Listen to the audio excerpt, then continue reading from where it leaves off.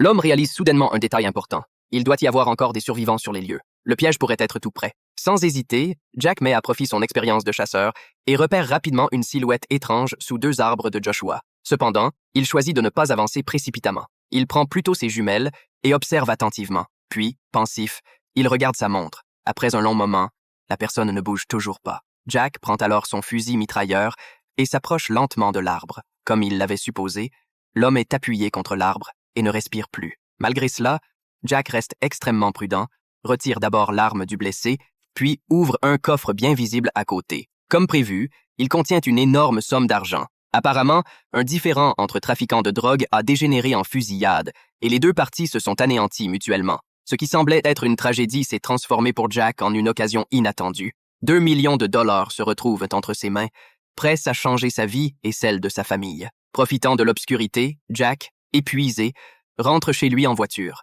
Cependant, il ne se dirige pas directement vers la porte d'entrée. Au lieu de cela, il cache calmement son fusil mitrailleur, puis entre dans la maison en portant la valise. Sa femme, curieuse, lui demande ce qu'il y a dans la valise. D'un air détaché, Jack répond que c'est plein d'argent. Quant au pistolet argenté qu'il porte à la taille, il l'ignore et minimise la situation. Cela montre à quel point Jack est une personne extrêmement prudente. Allongé dans son lit, Jack n'arrive pas à trouver le sommeil. Après un long moment de réflexion, il décide de se lever. Il se rend à la cuisine, remplit un seau d'eau, et sa femme, entendant du bruit, le rejoint, intriguée. Elle lui demande où il va. Jack lui répond simplement qu'il part faire une bêtise. Ce qu'elle ne sait pas, c'est qu'il va en fait porter de l'eau aux trafiquants de drogue qui étaient encore vivants dans l'après-midi. Cependant, lorsqu'il retourne sur le lieu de l'incident, il fait une découverte surprenante. La vitre de la voiture, qui était intacte en journée, est maintenant complètement brisée.